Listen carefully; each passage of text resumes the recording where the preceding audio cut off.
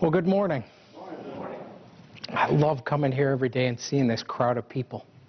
It's fabulous. These faces looking up at me, some new ones, some familiar ones. I didn't say old. All right. Some faces that I look forward to each year and some that I miss. I actually called Bobby last night, Bobby Whitaker, so there's a shout out to Bobby, because I missed him at the auction last night. He's a funny man.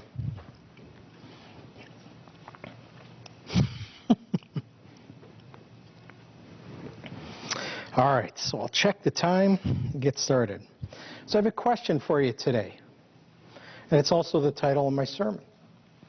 What do you fear? Sometimes a terrifying question. Let me read through some things here. Acluophobia, the fear of darkness. Acrophobia, the fear of heights. Aeroacrophobia, fear of open, high places. I knew I'd have problem pronouncing some of these. Agatophobia, the fear of insanity. Agliophobia, the fear of pain. Agoraphobia, fear of leaving a safe place. Eichmophobia, fear of needles or pointed objects. See, I did that one for my wife, and she's not even here today. Allurophobia, the fear of cats. Electorophobia, the fear of chickens. Algophobia, the fear of pain. I love this one. I would never survive with this. Aleuimophobia, the fear of garlic. Anchorophobia, the fear of wind. We'd have trouble with that one today. Anglophobia, the fear of England or English culture. Angrophobia, the fear of anger or becoming angry. Ankylophobia, the fear of immobility of a joint. Oh, let's see. Aperiophobia, the fear of infinity. We'd have trouble with that one in this room, right? Aphenphosmophobia, the fear of being touched. Arachabutyrophobia, the fear of peanut butter sticking to the roof of the mouth. Arachnophobia, everybody knows that. The fear of spiders, right? Astrophobia, fear of thunder and lightning, and they each have separate labels. Ataxophobia, fear of disorder, clutter, or untidiness. Atelophobia, fear of imperfection. Athazagorophobia, fear of being forgotten or ignored or forgetting. Achophobia, fear of failure. Autophobia, fear of being alone or of oneself. Aviophobia, the fear of flying. And I picked one out of the T's. Theophobia, fear of religions or gods. And this is a small sample from the A's, the exception of theophobia, from the A's in the list of recognized fears currently classified by the world's psychologists. That is approximately 25% of the A's, according to my count. And it was tough. I was going to give you a count of the entire list of phobias, but it went on for pages. It was probably upwards of 600 or 700, and I just lost count. I tried enough times and ended up not being able to go like this on my computer for long enough. Each one has a specific set of treatment plans. Each one has a specific set of medications that can be prescribed based on the severity of the phobia. There are specialists for each type of phobia, trained professionals who can help you overcome your phobia. You might say the world is fascinated and is made very profitable, very wealthy with living in fear. You can't help but see it. It's that time of the year. when the evil side of Satan's grip over mankind comes out in an open, comes out right in the open. We can see it everywhere. Every depravity that a man can think is portrayed in haunted houses, in stores, disguised as cute costumes, portrayed on TV shows for adults and for children, in contests at nightclubs, right? Come to our party, come to our Halloween party, dress up, best dressed person gets X amount. I want to sometime ask me offline, I'll tell you what I won $100 for sometime, but that was 30 years ago. On billboards, on store marquees, on movie theaters, and in public schools, you know, the ones that swear that there is a separation between church and state, that declares that no religious practices or religious artifacts shall be present in anything that is a part of the federal, state, and local government, and it's documented somewhere in the Constitution. We haven't been able to find it for 250 years, but we know it's there somewhere. Everybody does not know that actually occurred in a letter between Thomas Jefferson, where there was a state trying to dictate what the state religion should be, and that's where the separation of church and state comes from. It was interpreted by a court a few years ago, far too many years ago, and they have just run with that decision. And that works except where the atheist religion allows it to be present, right? The religion of atheism. I know that isn't a religion, but yes, it is. There's a practice, there's a set of beliefs, there's a structure, there's an organization to it. There are organizations that promote atheism. There are organizations that defend atheism. It is a religion. Let's not sugarcoat it. The ACLU, which to me stands for All Criminals Love Us, or the society dedicated to the advancement of criminals loving unlawfulness, is standing by, and they are ready to strip those morals, that spiritual-based principle, from any situation that it deems harmful to the American or foreign criminal, to ensure that every family has the right to be broken up by one of these steadfast beliefs so that they can be more independent and supported by a government-based handout. And of course, to make sure that Halloween can be celebrated in whatever way or fashion is desired without hindrance by some religious organization, a bunch of nuts claiming that they have morals. Right? Boy, very grateful for the ACLU. Tell you a little story about my first trip to Los Angeles. I went out there with a very good friend of mine. I hadn't seen my mother for roughly 17 years. I had been separated from her. Went out to visit with her, and it happened to be the last week of October. And I was young, I was single, I decided I wanted to go out and see what was going on. So she gave me one of their cars, and said, you know, if you're going to go down Santa Monica Boulevard, just make sure you have the doors locked. And I thought, cool, we're going to Santa Monica Boulevard. Great, thanks for the tip, Mom. And she kind of frumped her face and said, you know, all right, just be prepared. So I'm young. I'm in my early 20s. We're driving, and there are some of the best-looking women I've ever seen in my life walking down the street in costumes. A herd of pink flamingos comes out of, and I mean a herd, there must have been 15 to 20 of them, comes out of the front of a building and walks down the street. And I'm with my best friend, Kurt, and we are driving down the street very slowly because there's traffic everywhere, and there are people walking everywhere. The streets are packed with people in costume. Right? And we got a little bit ahead of this flock of pink flamingos. I glanced over my shoulder, and my eyes came back like this, like pies. All of them had the most beautiful legs I'd ever seen, and they were all men with bushy mustaches.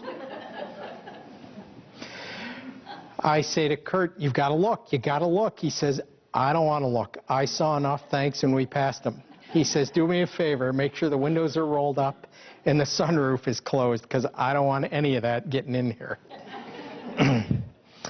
That's what the world thrives on now. Wiccan is practiced in the open, and witches and warlocks come out by the thousands. I was listening to a comedian recently who was talking about how he doesn't think it's fair that, and this is just a little bit of a side note, a little bit of a chuckle. He said he just doesn't think it's fair that warlocks get a bum rap in today's computer world, because everything is a wizard, not a warlock, right? Sorry, bad joke, maybe the wrong place, but it was one of those things that what it did for me, though, is it made me stop and think about all the things I've written wizards. What was I thinking? I got to call these things someplace else. I went home and started renaming all of them, right?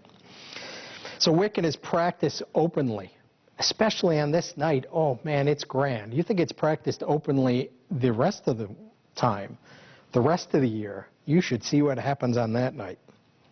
Galatians 5:19 makes it very clear. Galatians 5:19 says, now the works of the flesh are manifest, which are these: adultery, fornication, uncleanness, lasciviousness, idolatry, witchcraft, hatred, variance, emulations, wrath, strife, seditions, heresies, and it goes on, verse 21. But witchcraft is listed. Those are the ways and the works of the flesh. Do you know where it all comes from? Do you know where today's modern Halloween and all those celebrations come from? Do you have any idea where those traditions come from? Some of us in this room clearly know. We've been in the church for a while. I say we. I'm a mere babe amongst the folks that are in here. I've only been in the church for about 14 years. But I'll tell the story. Back in the superstitious times, I always got a kick out of it. I always wondered as a child why they called them the Dark Ages. As I got older, I realized that the Catholic Church was pretty much in charge, so it was pretty dark. And even before that, the Druids held many practices that we practice in society today, especially around Halloween.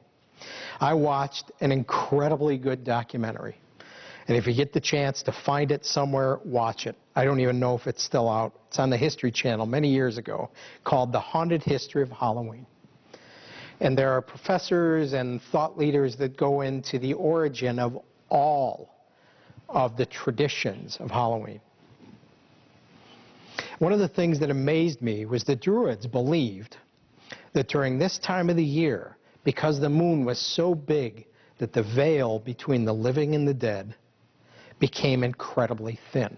It became so thin, in fact, that on those nights when the moon was full, the dead could cross right over from their world into the world of the living, and they would come into the villages, and they would take children, and they would eat flesh, and they would, I don't know, their own version of zombies, I guess.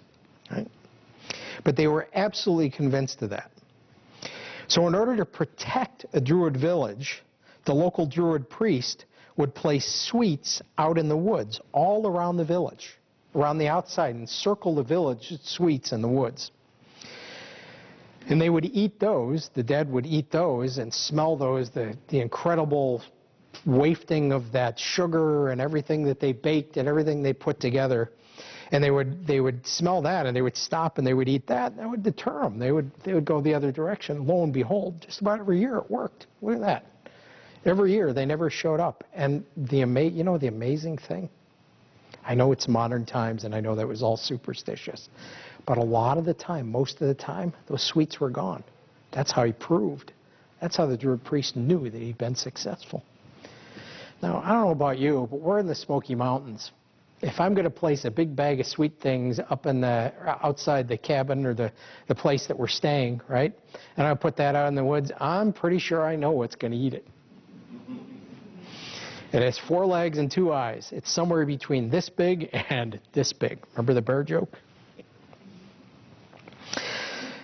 The Catholic Church, moving in on the Druids because it was a very strong conviction, right? The conviction in their belief system was very serious. They forbade this practice. So when they moved in and they said, you're either going to do it our way or, guess what's going to happen to you? They taught the Druid culture that the dead were buried. But since the practice usually took place around the same time as All Hallows Eve, they could just roll this all together in one big bunch, one big batch. And then it would be okay to keep the giving of sweets, but what we're going to do is we're going to dress children up in costumes. They're going to dress them up like the dead. We're going to give the sweets to the dead, but it'll be our kids, so it'll be okay. We all know how culture loves its traditions, right? Because you couldn't beat it out of them. You couldn't kill them all, right? They went underground, so they decided to adopt the traditions and make it a part of their daily practices, or their yearly practices. What motivated the Druids to do what they did? It was fear that the dead would come to devour them in the night, in the darkness, and man has always been afraid of the dark. Always. I don't know how many of you watch it. It may be, there's 500 channels of TV now, but there's a program out there called Survivor Man. This guy named Les Stroud. I'm giving him a plug here that I don't mean to, but it's a program of they'll drop him off someplace for 7 days, and all he's got is what's in his backpack, and it's only a few things. He may have matches, he may not, but throughout that 7 days, that and his cameras. Throughout that 7 days, he is responsible for building his own shelter, starting fire, finding food, foraging, figuring out what he's going to do. Now, he's been dropped everywhere from deserts to the upper part of Canada, in the upper territories, so he's been completely snowed in. He's simulated a plane crash, so he's got one arm tied up, and he did that for about 4 days and finally said, enough. I can't do this anymore. It's a fascinating program because it talks about the survival of man, and it gives you some insight into the instincts of man versus what it takes discipline to do. Right? One of my favorite episodes, he's in the jungles of New Guinea. And he is in the jungles of New Guinea, and he realizes a couple of days in that there's a black panther in the area that he's in. And I'm talking about a big black panther. And he hears it rustling, and every once in a while he catches a glimpse of it outside his camp that he's created. And he's sleeping up in the air because the ants are so bad, right, that when he lays, the first night he laid on a log that was there, and the ants just covered him overnight. So he didn't sleep much that night. But he eventually, sleeping up in the air, he figured out how to tie himself up in the air, etc. And about 4 nights into this, he gave it up. Because 4 nights into this, the panther started coming just a little bit too close, and he could see the eyeballs, and you could see him in the cameras that he had. You could see the eyeballs, and you could hear the low growl of the panther. Now, he knew that approximately 1.5 miles away, that there was a camp of the local people, right, a tribe that lived there. And he had known that because he trained with them on what plants were good to eat, what plants were not good to eat, what would kill them, etc. And he made a beeline in the dark. Now, I got to tell you, it's one of the most terrifying trips that I've ever seen a man make. Because the entire time that he's making this trip in the dark, there's crashing noises behind him and growling. And you can hear the cat growling. And it sounds like, he says it felt like it was on the back of his neck. Right? That's fairly scary, right? Now, look at the things I've talked about. Stop and think about your fears. And let me ask you another question. How many of your fears, the things I've spoken of, seem like irrational fears? Do you have any irrational fears? Do you have any of those? Right? I went through that list of the phobias that start with A, and there are some people that absolutely cannot eat peanut butter because they're so terrified and it's going to stick to the roof of their mouth. That sounds irrational to us, but in their mind, they have let that take hold. It drives what they eat. They can't go out and eat a nice Captain's wafer peanut butter cracker, right? Can't have it. One of the biggest reliefs for me is that during this feast, I don't have to respond to the rest of the world. I can isolate myself from it. We are told to remove ourselves from the rest of the world, come out of her. And there is no better time to practice that than there is during this feast. There is a picture, this is a picture of the millennial reign of Christ. What an amazing time that will be. Some people say, I just can't imagine it. I can. Oh man, can you imagine not having to deal with traffic out there because everybody's at services? You get out, everybody's fellowshipping. You know, the first person to leave is there's one person on the road. Can you imagine the rest of the world's activities not going on? I can. Have you ever let your mind wander about what that will be like, especially here at the feast, right? As I'm drifting off to sleep, every night I try and think of that. What's it going to be like? What kind of things am I not going to have to deal with, right? And then I hear from out the window, I hear somebody honking, right? Because we're near a road, and I hear somebody honking, or I hear an ambulance go by, right? And I think, those are the kinds of things we're not going to have to deal with. Have you ever had a moment's peace in your life when you felt truly aligned with God? Truly aligned. And His purpose, you've been aligned with Him. And you've taken that feeling and projected it into what it'll be like to feel that in line and that lined up and in harmony with God for 1,000 years. Right? God doesn't have a perception of time. We do. We measure time so that we know when to be at services. We know He gave us light and day to give us boundaries on which to keep the days. He gave that to us, but He doesn't have that. What is 1,000 years in our lives going to feel like? Well, for some of us that may have had knee replacements, hip replacements, we might have broken a hip, we might have broken an ankle at some point, we might have fingers that are bent in odd directions because we've broken them in some way or another. I can't imagine what 1,000 years is like, but man, I can imagine for a moment what that's going to be like. I sometimes get a clear glimpse of what that time is going to be like. But the world is always waiting to crash back in on us. Right? The first Feast of Tabernacles I attended, it was out in Branson, Missouri, and I was out. I didn't have a cell phone. I didn't have a PC. I didn't have anything. Brought no electronics. Right? It was a marvelous time. Right? It was a marvelous time because I wasn't tempted to look at my phone every time it buzzed at me to see if it was anything important. My girls, all of my girls, were with me. They were all with me at the feast. It was the year that it was my first feast, and it was an incredible experience. Garner Ted came in, he talked one day, gave an amazing sermon. The sermons that I heard by all of the ministers, and I counseled with a couple of the ministers. What an incredible time. And I decided that I had waited too long in my life. I'd waited 38 years, and it was time. This was it. I've been in the Catholic Church, the Lutheran Church, the Episcopalian Church, fill in the blank. They were all the Catholic Church with a different flavor. The only great thing about the Lutherans was that they could get married. And I just liked my wife far too much to be a priest. So it just wasn't going to happen. So, but nonetheless, I'd been through all of them. I'd walked in and out of a Baptist church. That took less than 4 minutes.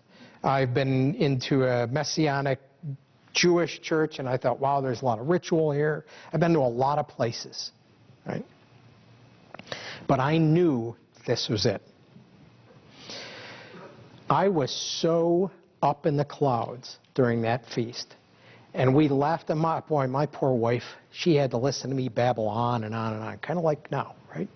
Babble on and on and on about all the great things that happened and how many discussions I had with people and how great it was to know this truth. And she just smiled and nodded her head, right? And she let me, and my wife has always let me have my own salvation. I'm not so sure I've been so kind to her, but she certainly has for me. On the way home, we left. We were coming back through Missouri, and we had to come through. There's a sharp turn off 55. Anybody that's been there knows it, to get over the Mississippi River. And we came to around that corner and came to a screeching halt and thought we were going to get nailed by the cars behind us. And the reason we came to a screeching halt is because there was a young woman 3 cars ahead of us standing on the edge of the bridge. And there were people there trying to talk her down. Right? Came crashing back from that high that I had at the feast back into the world. As long as Satan still runs this world and man continues to refuse to follow God, this current, present evil world will always be waiting for us. It doesn't matter whether it's the death of a loved one or the crisis of a loved one or anything. This world will be waiting for us with bated breath, trying to devour our spirit, put the flame out that God gave us, quench that candle that we said yes to at one point, and to make sure it will never be lit again. The way that I like to visualize that in my own head is, have you ever had one of those, have you ever had somebody play that ridiculous trick on you with the birthday candles? You blow them out, right? And it comes right back, right? I've, of course, passed that tradition on to my children. They thought it was funny. At least I hope they did. I hope that's the way they remember it. So think of it that way. And I'll ask you the question again. What do you fear? What do you fear? What is the treatment for that fear? Is there a couch somewhere waiting for you to lay on it so that some man can help you face your fears and overcome them? Does that man have just the right drug, just the right combination of things for you? Maybe one that makes you not care so much about it or deadens your primal response to that fear? Right? I have a horrific fear of closed spaces, claustrophobia in the seas, right? I had to go for an MRI, and it was a closed MRI. And I begged for something, and I really didn't care when I got it. Right? I walked in there, I was happy, bubbly, I just laid down, had no problem. The word fear appears, you ready for this? 385 times in the Bible, from Genesis to Revelation. Now, what's important about that is what it's paired with in the Bible. Critically important. It's used for the first time in Genesis, when God instructs Noah about his role upon leaving the ark. So let's turn to Genesis 9, verse 1. Genesis 9, verse 1. Genesis 9, verse 1 says, "And God blessed Noah and his sons, and said unto them, Be fruitful, and multiply, and replenish the earth." I thought Abraham was the only one that was told that. Genesis 9, verse 2 says, "And the fear of you and the dread of you shall be upon every beast of the earth, and upon every fowl of the air, upon all that moveth upon the earth, and upon all the fishes of the sea. Into your hand are they delivered." The fear of you. In this case, the origin or the root word tells us that fear means terribleness, dread, terror. That's what that particular word means, the original word. The animals will be afraid of Noah and his descendants. Man will rule over them. When you stop and think about that, All of them got 2 by 2 onto the ark, and they had no fear whatsoever of Noah. Right? But now they're going to have fear of Noah and his descendants. So the Bible tells us that we have the power over the beasts of the earth, the fowl of the air, and the fish in the sea. I've been watching, just because I like to laugh at it. Anybody seen Wicked Tuna? That's another one of the... I watch Discovery a lot because it seems to be the safest place to be when you watch TV. But I laugh a lot, and this is no offense. I know I insulted West Virginians the other day, but I'm going to go after the Bostonians because the way they park the car is amazing. And when they catch wicked tuna, right, it's pretty amazing. But it's fun to watch, right? These majestic, gigantic fish that these guys can sometimes hook. Is terror the right kind of fear? So that's our first look at fear. Is terror the right kind of fear? Is that the fear that we should have? Is this the fear that we need? And by we, I mean those of us here at this feast. I'm not talking about the rest of the world. The doors are closed, we're in here, let's not think about them for a moment. I'm not advocating also that we should all go out and wrestle a bear, right? Just so you know. But who should fear who? Who should have the primal instinct to run here? That's one of the things that Les Stroud says, the guy in Survivor Man says all the time when he's in bear country. He says one of the things is he takes a harmonica with him no matter where he goes, because bears hate harmonicas. And finally he fessed up and he says that has nothing to do with the harmonica. It's just that they know you're coming so you don't surprise them, right? And then when they know you're coming, they're out of there. They're not curious. They don't want anything to do with you. Right? So this is the first type of fear mentioned in the Bible. It is terror. It's irrational. It's an irrational fear. It's a fear of something that, while primal, is animal in nature and therefore should not be natural to a man. Terror is not natural to the creature that God created, called man. But we've been raised in a society that stokes that kind of unnatural fear. Right? Friday the 13th, The Awakening, The War of the Worlds, Alien, Ancient Aliens, The Last House on the Left. Wow. Psycho, Charles Manson, CSI, CSI Miami, CSI New York, right? Criminal Minds, Haunted America. There's there's a new channel on called Destination America that I thought would be great to watch because it's all about the American culture. And man, they have just filled that thing up this month with hauntings and everything else. You want to conjure up spirits, knock yourself out, I don't want to watch it. Because they are waiting right here for all you have to do is ask for them.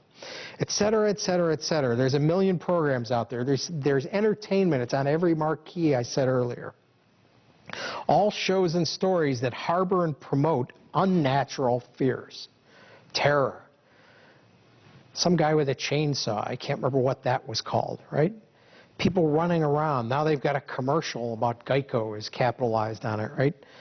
I don't know if anybody's seen that, but we are filled with the fears of not just these unnatural things, but it's overflowed into our everyday lives. The fear of the intimacy with our spouses, our in-laws. Oh, those in-laws, man. Right? I fear going over there. I dread going over there. That's terror. Right? Our neighbors. I am not going over there and talking to those people. Right? They cut their grass 8 inches into ours, and they shaved it short. And I am not talking to them. Right? Because I don't want that confrontation. That's what it boils down to, right? And that's terror. Because human beings are meant to talk to each other. They are meant to deal with each other. We here at the feast know this, right? We know what Matthew says. Matthew 18 says, go to your brethren. Talk to them. Most of the time, that really works out. You know, ask me offline how it worked for me, and I'll tell you an amazing story. I can't put it on tape, but it's an absolutely amazing story that washed something out of me like that. I went into that room so angry. And I mean angry enough to cause bodily harm. And in an instant, in a heartbeat, it was gone. I read it, I had just read it, and I said, that's what I need to do. And it worked. That's the way that we are supposed to handle things. That's the way we handle things within the church. And we should. Right?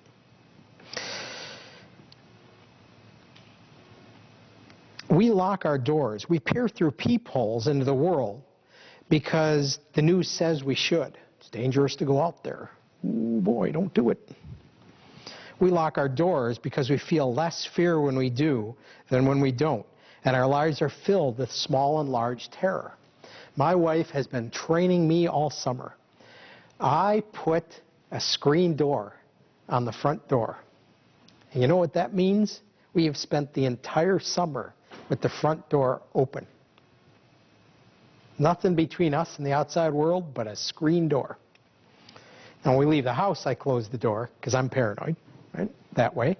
I have terror that somebody's going to walk in. And I'm actually okay with the contents of the house. I don't care. But when I have to leave the dog there, I have to leave one of my kids there, not happening, right? But every night, if I close the door, she gets up and opens it. Every night. And she says to me, that's irrational. Don't do that. You don't have to do that. We believe in God in this house. And that means that we'll be okay. So what is it? Is it small terror? Is it something as simple as I can't really leave my car doors unlocked? Or I must put my cell phone or my purse or whatever it is, not my purse, sorry, in the glove compartment? Or someone walking by will smash the window and steal it? Happens all the time, right? My daughter's car was in our driveway and she had her book bag in the back seat. Somebody smashed that back window, reached in there, grabbed in, pulled it out. I think whoever it was cut themselves a little bit because there was a little bit of blood and they walked away. And then in the back of the neighbor's yard, we found all the books from her college in there. They thought there was a computer in that bag. Right? So do we do that? Is that a small terror or a big terror? A big terror, my neighbor's a Muslim. And there are a lot of cars coming and going from their house after dark. Right? I wonder if he's working on a dirty bomb or planning a terrorist attack. I don't have a Muslim for a neighbor, but it's an example of, maybe I do, but I don't know it. Because, of course, I'm looking through my peephole and I don't know any of my neighbors. ISIS, is that a big terror? Right? We've seen what they've done. We've seen their lack of morals, their lack of value for Judeo-Christian values. We've seen where they grew up, how they grew up, right? The kinds of things, the vitriol, hatred they've been filled with. Why these types of terrors? Where do they originate from? One who is a terrorist is where they come from. One who is against the very things that God stands for. In a nation of people who were once, quote, one nation under God, close quote, and are now, for various reasons, under the rule of the original terrorist, Satan the devil. Tell me there's a more cunning terrorist than Satan. Tell me that when you see these things happening and you hear these things that are happening, you don't think in your head, man, Satan has got a grip on them. They have no idea. When I saw the children dancing after the 9/11 bombings, the children in Pakistan in the schools and their teachers dancing in the classrooms as they were playing the video of the towers falling, I thought Satan has just perverted their minds beyond repair. And I thought, Saul, you should have done it. You missed the Amalekites. Darn it. So look what we're stuck with now. So we are here at the feast. What irrational fears have come over you while at the feast? What crisis at home? Oh man, my poor wife's phone has been blowing up with this crisis and that crisis and all these things that are going on. And I don't know, should I give him an aspirin or give him some Tylenol? Oh man, these are not crises. But they're all things coming from the world that refuses to live God's way. It's the outside world. It's outside those doors. It's the people driving down the street. It's the people running the hotel. And it's all these people. You know, one of my favorite sayings that I've heard recently is the enemy of my enemy is not necessarily my friend.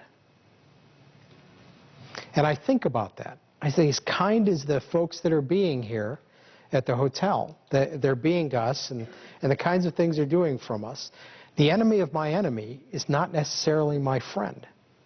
Right? They're doing things for a business purpose. They don't have any knowledge of the truth. What else would you expect to happen and be coordinated by the terrorist of your salvation? Your very chance to be at one with God. What do you think that terrorist is going to spend all his time and all his resources doing? Right? The Feast of Tabernacles pictures Christ's millennial reign on this earth. It pictures a time when all of us that have accepted this calling have come together from our various homes in different locations, from different walks of life. And we are sharing an incredible span of time that represents a world ruled by God, not Satan. In this room, we need to be ruled by God, not Satan. Let's look at the second type of fear, right? Because I said there's 385 references to it. Let's take a look at the second type. I did a Bible study on this a couple of years ago on this type of fear. David Smith mentioned it the other night in the Bible study and on the evening of the Sabbath, right? Deuteronomy 6, verse 13. And I've got a number of scriptures here we'll walk through. Deuteronomy 6, verse 13 is one of the instances that represents this type of fear. Deuteronomy 6, verse 13 says, "Thou shalt fear the Lord thy God, and serve him, and shall swear by his name." What does fear mean here? Is it terror? When you read that, do you see terror in Deuteronomy 6:13? Is that what you think? Fear, another translation for that instance of fear, and that base root word, is reverent awe. When it's used with fear of the Lord or fear the Lord, it is always meant to be reverent awe. Respect. Upright respect. A moral respect is what the original word stands for. 2 Samuel 23:3, and I've got a number of these. I'll give you these. You can look them up, and then I'll ask you to look at the last one. The God of Israel said, "The rock of Israel spake to me. He that ruleth over men must be just, ruling in the fear of God." Ruling in the reverent awe of God. All right? I'm starting to understand why we should have no Gentiles ruling over us. Anybody else getting that picture clearly? Psalm 19:9, "The fear of the Lord is clean, enduring forever. The judgments of the Lord are true and righteous altogether." Take out the meaning, our common day meaning that's associated with terror, right? Take out that association with Friday the 13th and fear, and separate it out and change that to reverent awe. And it says, "The reverent awe of the Lord is clean." Perfectly clean. You know what clean is, right? Get that dish just right.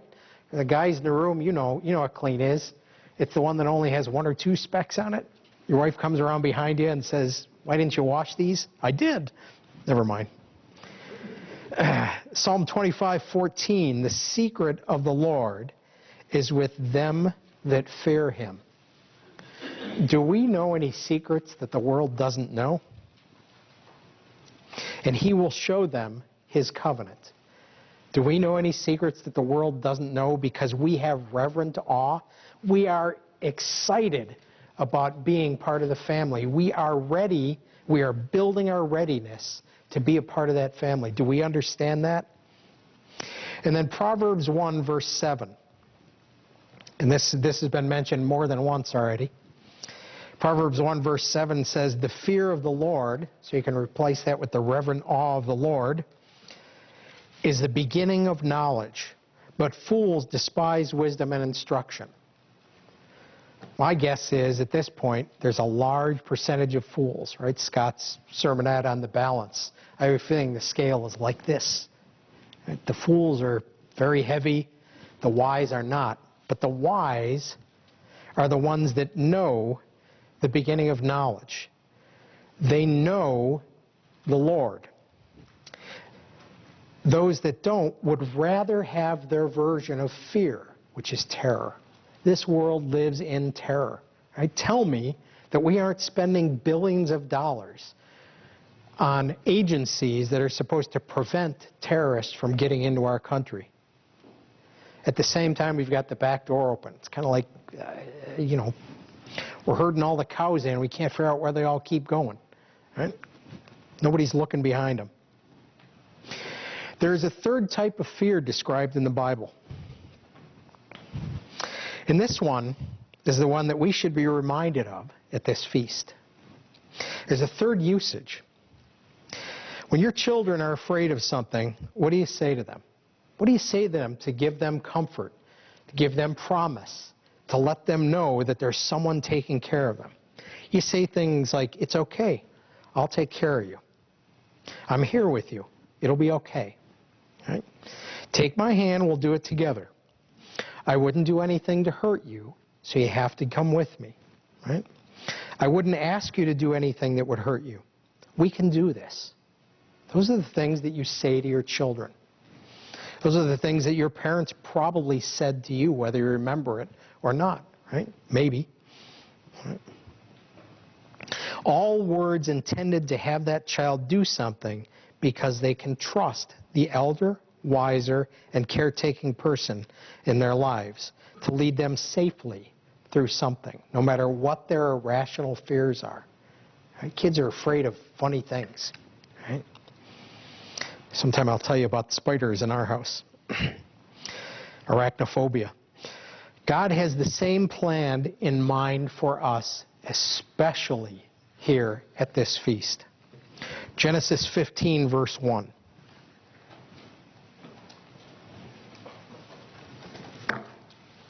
Genesis 15, verse 1. It says, after these things, the word of the Lord came unto Abram in a vision, saying, fear not, Abram, I am thy shield and thy exceeding great reward.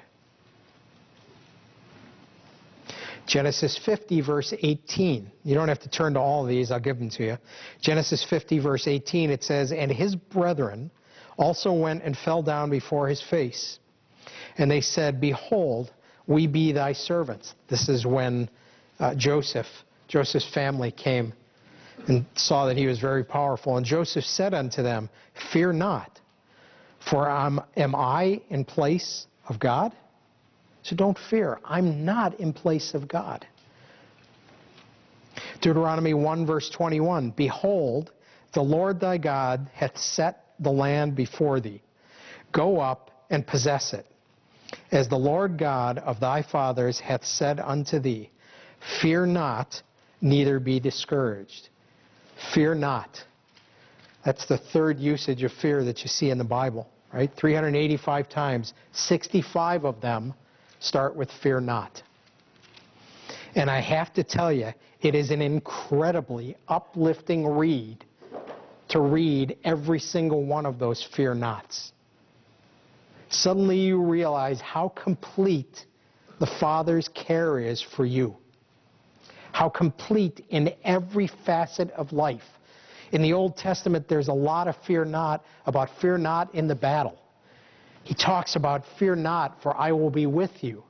And I can't imagine being there against the Philistines, these giant people, and there's not too many of me, and there's a lot of them. right? David, fear not, right? Okay, you got it. I'm really good at slinging stones. Here we go, right? Can you imagine that? You should be able to, because you can read it. Deuteronomy 23, I think I just read that one. Nope. Deuteronomy 20, verse 3, it says, and shall say unto them, Hear, O Israel, ye approach this day unto battle against your enemies. Let not your hearts faint. Fear not, and do not tremble, neither be ye terrified because of them.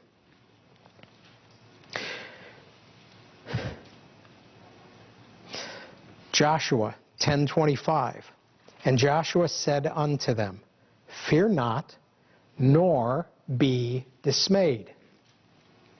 Be strong and of good courage, for thus shall the Lord do to all your enemies against whom ye fight. Who is the terrorist? Who is the origin of all terror? It's absolutely Satan. And this scripture, along with many more in the Old Testament, says, Fear not, nor be dismayed. It says, For thus shall the Lord do to all your enemies against whom ye fight. And who do we fight? Who is your enemy? It's Satan. Who wants you to move your mind from the celebration of this feast this year? Satan. Who is the author of confusion? Satan. Who is the author of the terror that strikes into men's hearts that run this country? Satan. There are 65 references, I said, to fear not in the Bible. If you ever want a little encouragement, look them up. I'm telling you, look them up. They're filled with promises. God keeps his promises. Information from the pages of your Bible that tell you exactly who is for those that are of God. Who is for those that are here at the feast, that are at the feast sites that we're near, right? All those people. And what God will do for you. Luke 12, verse 7. Let's turn to Luke 12, verse 7. Getting close to being done here. Luke 12, verse 7. But even the very hairs of your head are all numbered. Fear not, therefore. Ye are of more value than many sparrows. You ever seen this time of the year? You ever seen a flock of sparrows?